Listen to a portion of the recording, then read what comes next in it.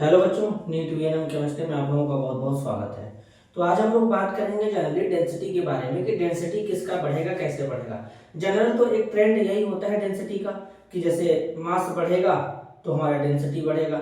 एक रिलेशन होता है मास और डेंसिटी में, अगर आप ध्यान से समझे तो बेसिकली होता क्या है, डी बराबर होता है एम अपान में वी, जहाँ पे डी हमारा क्या होता है, डेंसिटी होता है। क्या होता है, डेंसिटी होता है। और m क्या होता है, मास होता है। क्या होता है, मास होता है। v क्या होता है, वॉल्यूम होता है। तो अगर डेंसिटी और मास में डायरेक्ट रिलेशन देखेंगे तो डेंसिटी मास के डायरेक्टली प्रोपोर्शनल होगा।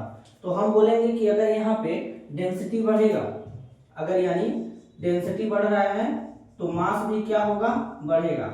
या फिर बोलेंगे कि अगर किसी भी सब्सटेंस का मास बढ़ेगा तो उसका डेंसिटी बढ़ेगा। लेकिन एक चेंज यहाँ पे ये होता है कि जो डेंसिटी होता है ये रेसिप्रोकल होता है वॉल्यूम के।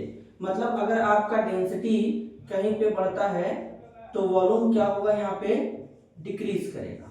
तो इस बात को यहाँ पे ध्यान देना है। और अगर डेंसिटी डिक्रीज करेगा तो वॉल्यूम इंक्रीज कर जाएगा। जनरली ये तरीका होता है। तो जैसे सपोज हमारे पास एल्कली मेटल है, एल्कली मेटल में जैसे कि लिथियम है, सोडियम है, पोटेशियम है, रुबिडियम है, सीजियम है, फ्रांसियम है। तो देखो टॉप टू बॉटम चलेंगे तो क्या होगा, मास बढ़ेगा। तो मास बढ़ेगा तो डेंसिटी भी बढ़ेगा, तो इनका डेंसिटी का ऑर्डर ये हो जाएगा। लेकिन एक जगह पे थोड़ा सा चेंज हो जाता है कि यहाँ पे डेंसिटी पोटेशियम से ज्यादा सोडियम का हो जाता है, फिर अपना ऑर्डर ये बन जाता है। बात समझ में आया?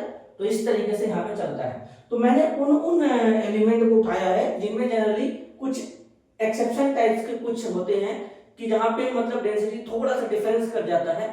तो इसलिए जो गिने चुने हैं जिनको याद रखना है वो मैंने उठा लिया है, और बाकी तो जो तरीका होता है वही होगा अपना, मास बढ़ेगा डेंसिटी बढ़ेगा। क्लियर है? जैसे देखो सोडियम है, एल्यूमिनियम है, आयरन है, लेड है, गोल्ड है।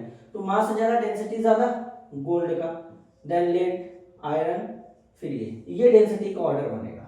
Lithium, potassium, sodium, rubidium, caesium, caesium का सबसे ज्यादा होगा, मास ज्यादा होगा, फिर रुबिडियम लास्ट में, सोडियम पोटेशियम में सोडियम का ज्यादा यहाँ पे ये।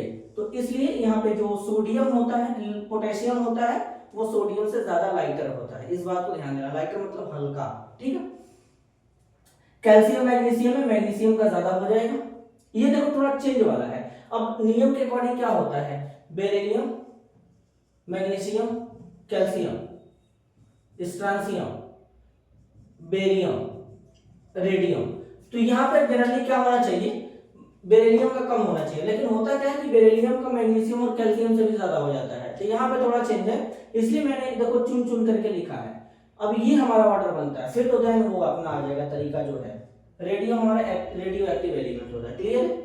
अब देखो ओस्मियम और इरिडियम पूरे पीरियोडिक टेबल में सबसे ज्यादा डेंसिटी किसका होता है, ये भी कई बार पूछ चुका है और कई बार पूछ भी लेता है। तो पूरे पीरियोडिक टेबल में सबसे ज्यादा जो डेंसिटी होता है वो इरिडियम का होता है। जैसे क्या होता है कि हम लोग बार बार ओस्मियम की बात करते हैं, तो ओस्मियम और इरिडियम में ओस्मियम का 22.4, इरिडियम का 22.5 होता है। थोड़ा सा डिफरेंस होता है, थोड़ा सा डिफरेंस होता है। तो ज्यादातर हमको ओस्मियम ही दिया करता है, लेकिन अगर कभी ओस्मियम इरिडियम का आया तो इरिडियम को टिक करेंगे।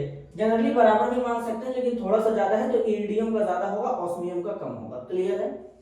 लोवेस्ट डेंसिटी वाला नॉन मेटल है hydrogen. Metal of lowest density मतलब जिस मेटल का डेंसिटी लोवेस्ट होता है वो है लिथियम। लिथियम लाइटेस्ट मेटल होता है, हल्का मेटल होता है, मास कम डेंसिटी कम। तो ये ऑर्डर एक अपना बन करके निकल के आता है। जैसे कल को हम ले लिए helium, neon, argon, krypton, xenon, radon. अब इसमें सबसे ज्यादा डेंसिटी किसका होगा, हमसे कल को पूछा तो बस मास ज्यादा डेंसिटी ज्यादा।